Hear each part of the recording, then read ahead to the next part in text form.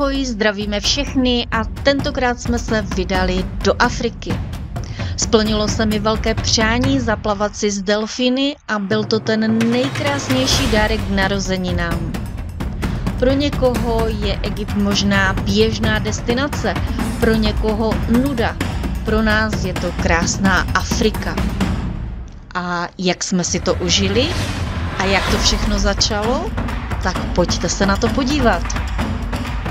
Jsi na cestách a opět budeme na cestách. Žiješ takovou oslavu.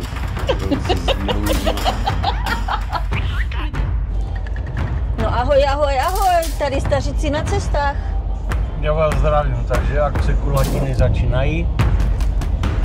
S tím pádem jedeme, kam jedeme? Jedeme na jiho, no.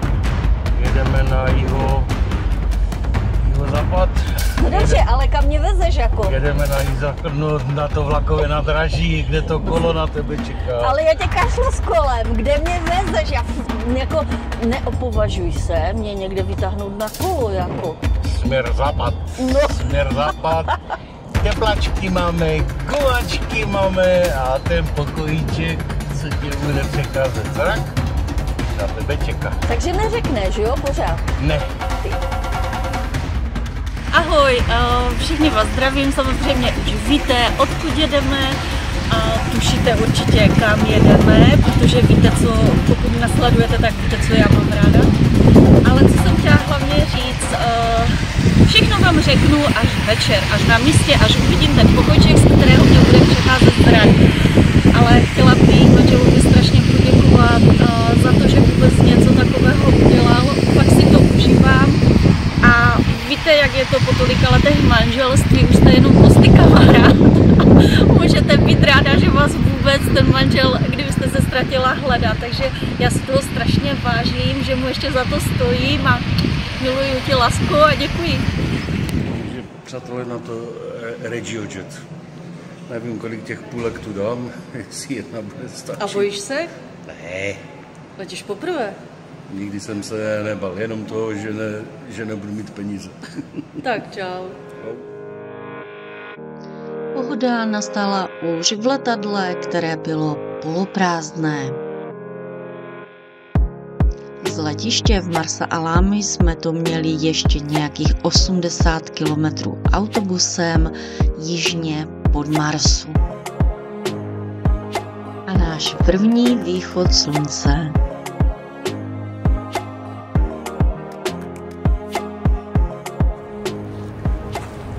Dneska já to nechápu, tu je lehatek do Aleluja. Jo, a oni stejnak přijdou s těma ručníkama a pokladají to tady. To fakt uvalené jako. Dneska na to, že je ráno nějakých 6 hodin, tak moře tepločké, teplé. Jsme v zátoce Želv. A na to, že jsme v Egyptě, tak tady moc u břehu korálu není, je tu písek jemný a je to taková ta tráva, co oni mají rádi, ty želvy, a ráno jich je tady nejvíc, takže spousta lidí už šnorchluje, aby je vidělo. Hlavně prosím vás, jsou chráněné, nešahejte na ně ani na korály. Hotelový komplex se skládá celkem ze 4 hotelů a spojují je krásné zahrady a laguna s neskutečně tyrkysovým mořem. V celém rezortu se můžete pohybovat bez omezení. Každý hotel má svou barvu náramku. Tady ty domečky mi strašně připomínaly takový ten styl z filmu Flintstoni. Zatímco se budeme procházet zahradami, tak musím říci, že si to Jirka na mě pěkně vymyslel. Nenechal mě jenom zabalit 2 kufry, že samozřejmě jeden na hory, jeden k moři, ale do poslední chvíle mi neřekl, kam pojedeme. Pokojíček, z kterého mě měl přecházet zrak, byl v pohodě. Ani jeden nejsme náročný a co se týče ubytování na našich cestách, bereme to prostě jenom jako místo na přespání a na umytí. Nikdy netrávíme čas na pokoji, takže jsme spokojení se vším, co je čisté a hotel toto splnil. Jako bonus byla ještě velká terasa. A tady kytička pro Květinku.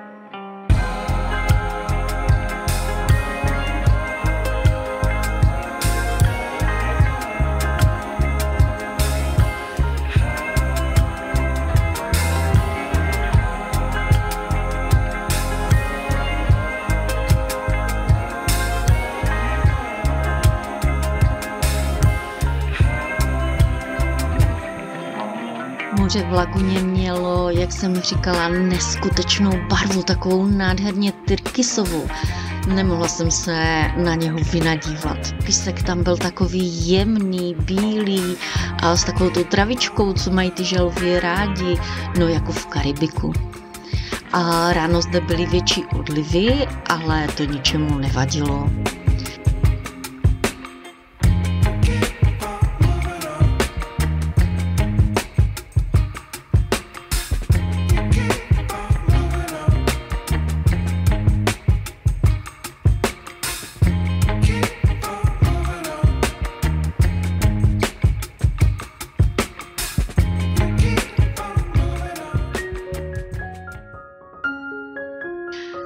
Na pláži jsem na želvu, když jsem šnorchlovala, nenatrefila, ale i tak se nám podařilo nějaký ten úlovek natočit.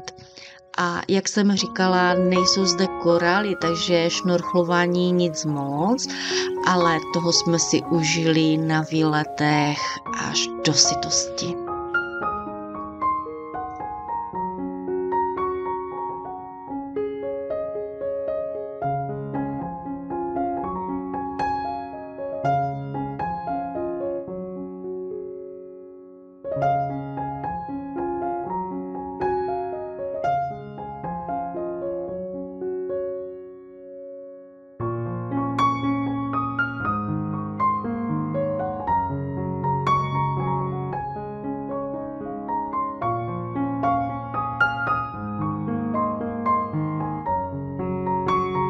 Blíží se západ slunce a třeba se jít napapat.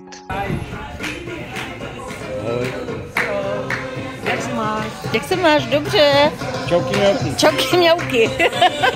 Čauky mňauky.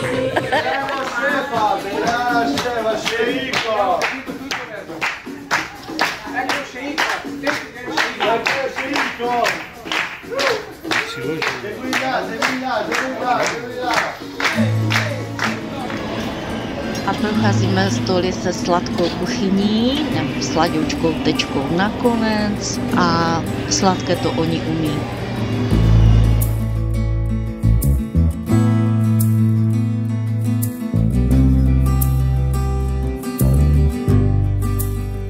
Čauky mňauky. Madonna. Wow, paráda. Večeře zde bývaly většinou tematické a co se týče jídla, tak tady hlady neumřete, ale jinak převladala taková ta jejich arabská kuchyně, trošku mi to přišlo šmrcnuté Itálií nebo o něco takového italského se snažili. Ale jak jsem se už přesvědčila minulý rok v Egyptě, tak jim vůbec středomořská kuchyně nejde. Ať dělají radši tu arabskou a dobře. No, musím říct, že my na ní nejsme zvyklí, takže člověk vyhledával to, co mu bude chutnat, ale rýži měli celý týden dobrou.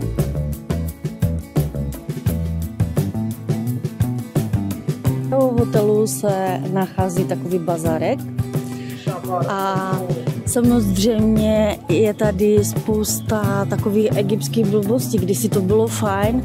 Dneska to koupíte za pár kaček na Temu, vůbec to s ním ani nesmlouvejte. Jako. Ale když s nima budete smlouvat, tak oni z toho mají radost. Hlavně se nenechte natáhnout, no, zbytečně. Děkuji. My jdeme tady za kamarádem.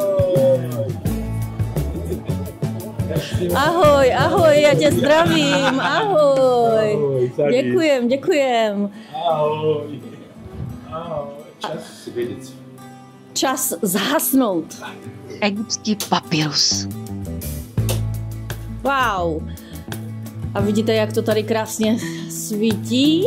Co to pijem? Co to je? Hibishik. Ibiškový čaj. Da, hibishik čaj. A to tady pijete hodně v Egyptě? Da, Egypte, da. A co ještě máte rádi? Jaké čaje? Hibishik. Aha, ibišek. Hibishik čaj. Dobře, to se domluvíme. Tak da deriva. Tak na zdraví. Okay, na zdraví. Da, 2 days. It's now a day, 2 days all the year.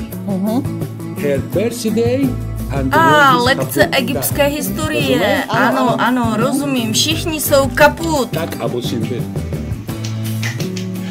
Спасибо. Děkuji.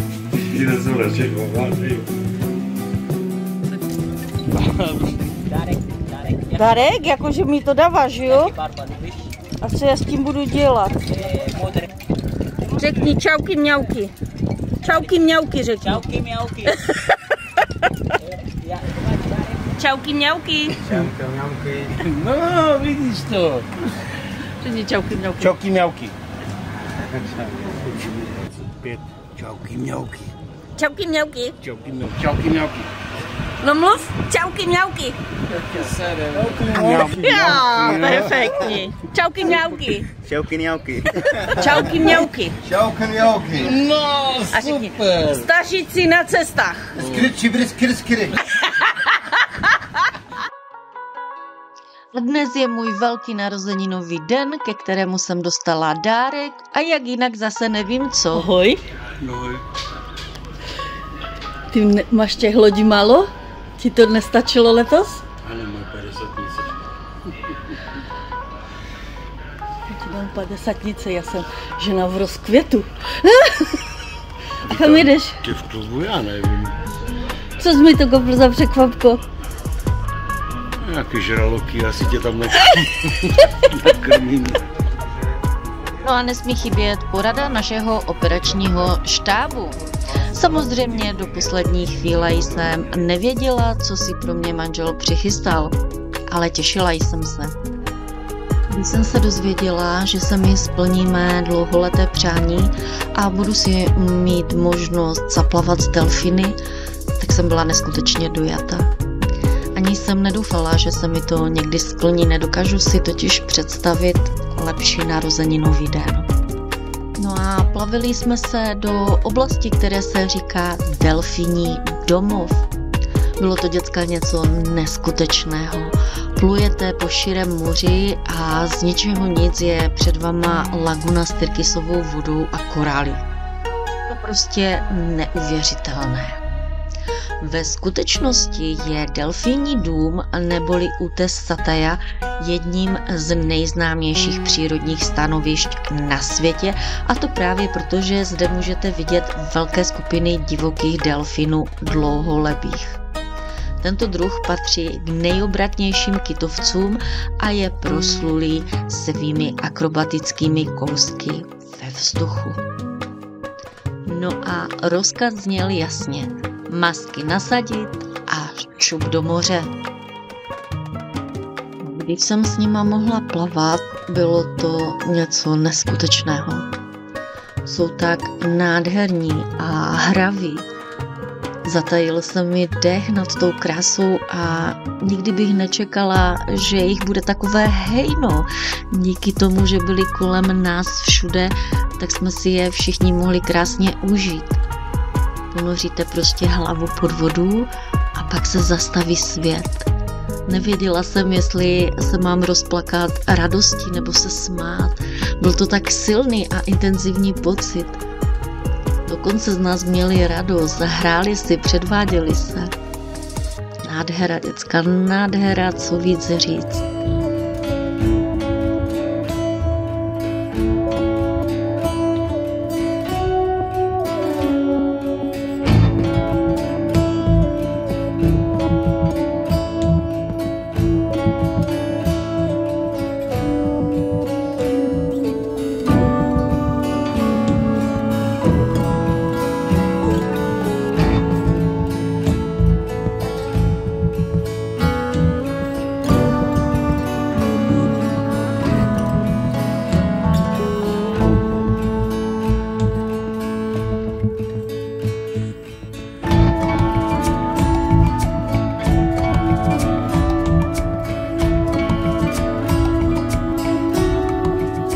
Protože jste na výletě a kdo chtěl, tak si mohl zakoupit potom video, kde nás nahrávali pod vodou, fotili a díky tomu máme pěkné záběry.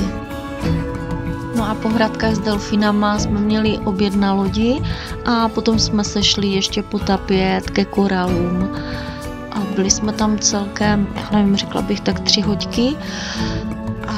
Ale ta cesta byla náročná. Tam jsme jeli 2 hodiny autobusem, ještě lodí přes 2 hodiny. Tam nás docela dost lidí chytlo mořskou nemoc, pomohly mi potom pilulky, které mi dali na lodi. A zpátky to bylo zase 5 hodin, že? Takže to bylo trošičku náročnější, ale stálo to za to.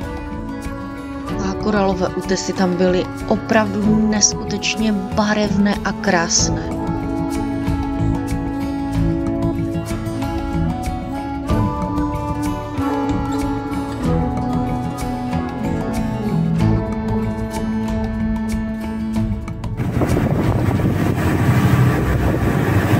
Tak co, moje padesátnice?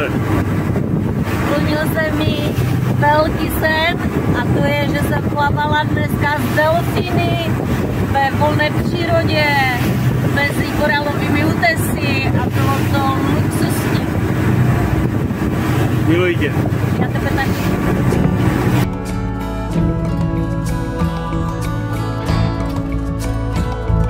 Přání, užijte si to taky, dejte si na zdraví, na mě i na sebe něco a hlavně, ať jsme zdraví, ať se ještě všichni potkáme a mám vás ráda, ať to ještě chvilku pobudem, no.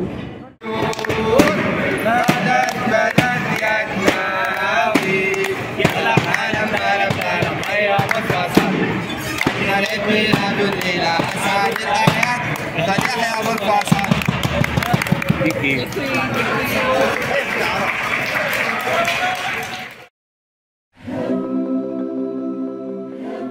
A Jiřík nemůže odjet z Egypta, pokud si nevyzkouší jízdu na oslíkovi, nebo koníkovi, nebo v kočáře.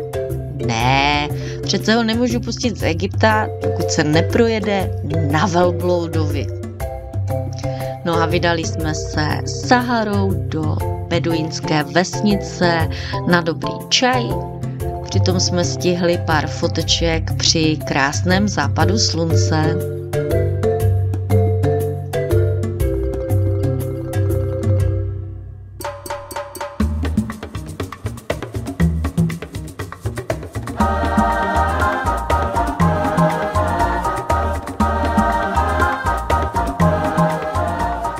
To víš, drž se, táto, drž, to není žádné Ferrari.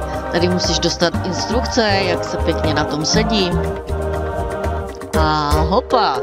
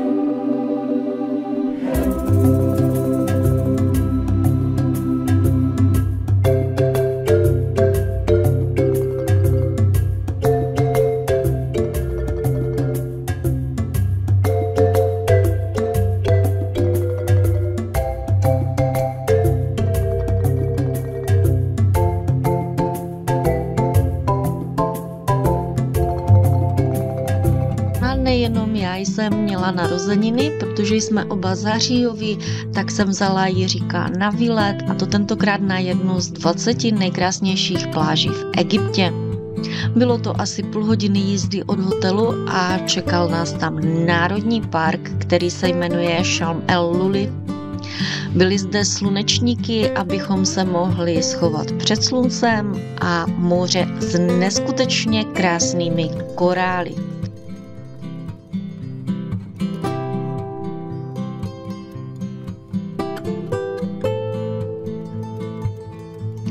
Pod vodou můžete obdivovat například exoticky zbarvené Napoleony a jasně oranžové klauny, které proslavil film A hledá se Nemo. Je to jeden z klidných a relaxačních výletů. Byli jsme zde celé dopoledne, asi 4 hodiny, takže si v klidu užijete naplno šnorchlování, plavání i romantické procházky. Nemuseli jsme se o nic starat, voda, svačina, všechno bylo zajištěné na místě.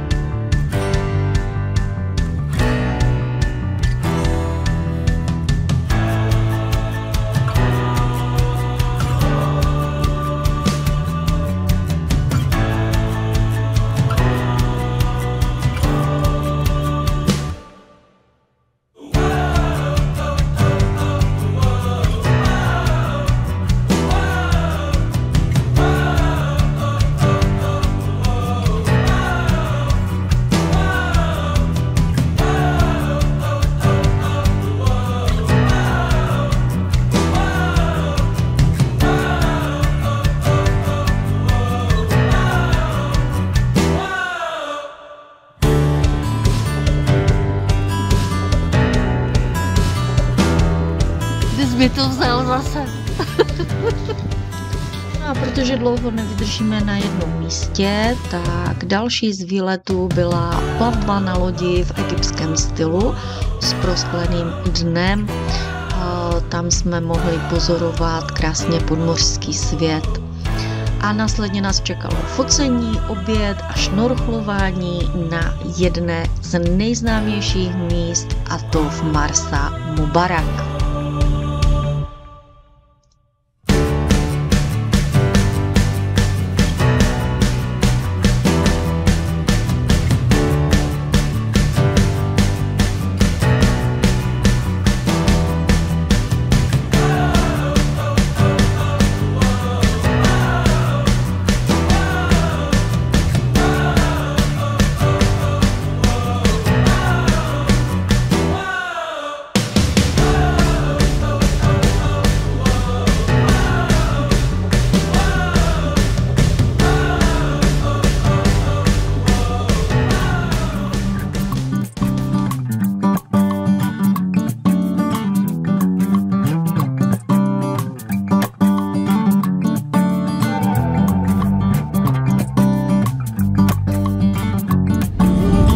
Sama jsem zlato, nepotřebuju.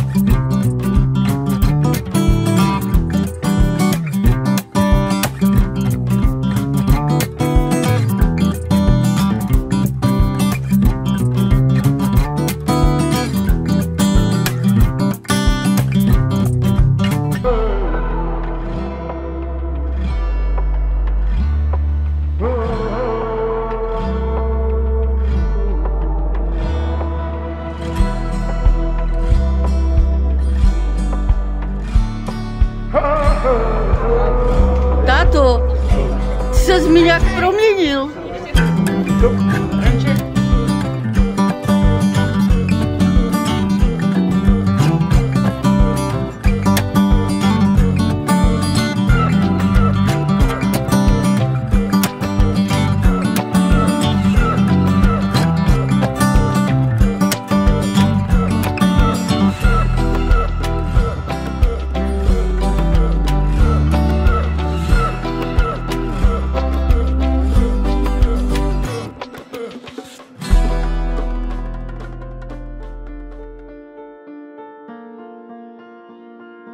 Tak pomalíčku, v klidečku z těch schodů a jdeme na to.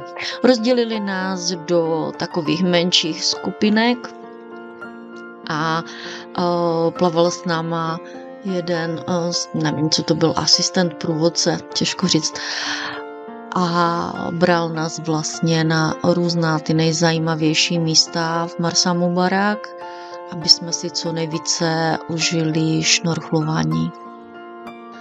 A šnorchlování tady bylo opravdu nádherné, není divu, že je to jedno z nejnavštěvovanějších míst. Vlastně Marsa Mubarak je vyhlašený svými korály a svým podmořským světem, kde můžete spatřit, jak vidíte, želvy a nebo mořskou krávu, ale tu jsme neviděli.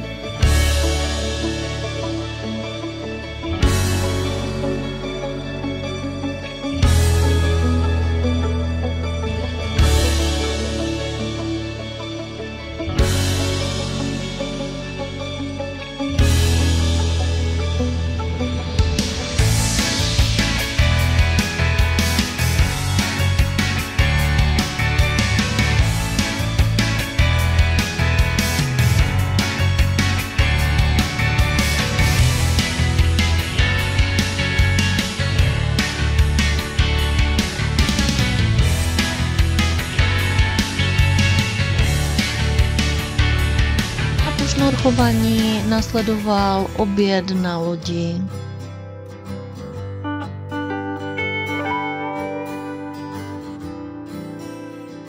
Po obědě jsme si dali na palubě kafičko a já jsem se takhle jako šla dozadu projít, že se ještě podívám na vlny, než doplujeme na port, nebo do Port Galip. A nečekaně jsem spatřila zase kamarády, naše delfíny. A taková krásná rodina, krásné hejno nás doprovázelo skoro až do přístavu.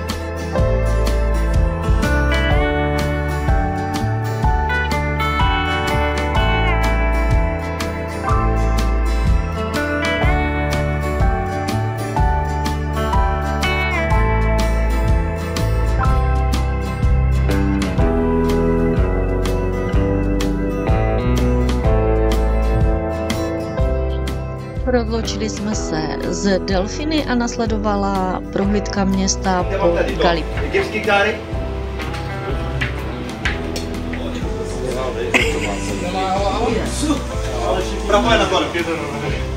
A už nepotřebuješ nové klouby.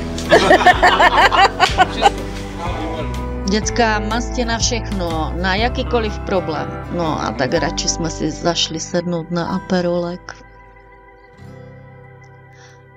Přátelé, tak to je všechno z naší narozeninové party stravené v Africe. Musím říct, že to bylo moc krásné, plno zážitků. A vidíme se zase příště. Mějte se hezky, buďte zdraví. Naschledanou. Čauky mňauky. Čauky mňauky. No, vidíš to. Řekni čauky mňauky. Čauky mňauky. Čauky mňauky. Čauky mňauky. Čauky mňauky. Čauky mňauky. No mluv, čauky mňauky. Mňauky. Jo, perfektní. Čauky mňauky. Čauky mňauky. Čauky mňauky. Čauky mňauky. No, A řekni, super. staříci na cestách. Skry, čibry, skry, skry.